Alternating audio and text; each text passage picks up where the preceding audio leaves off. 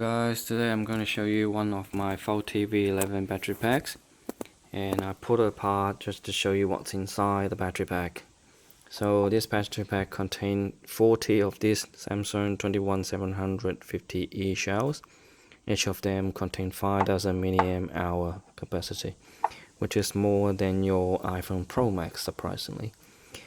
And the reason I put it apart because I couldn't charge it anymore, even I have replaced the main board of the EUC.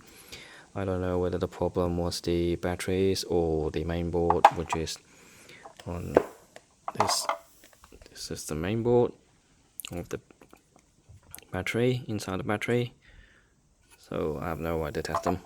And this is the specification, and you possibly have the same specification if you have the same battery. And you can repurpose the battery as a power bank if you like to, but I highly recommend that you don't pull apart this battery at home. You should find a open place and just pull it apart there, otherwise you can have some unexpected thing happen, so which I don't want to see. Yeah, so to replacing them is actually quite pricey, which over like a $2,000 Australian dollars, so that's why I didn't go about doing it. And the EUC only lasts me 4,000 Ks around, so it's not worth it to replace the battery.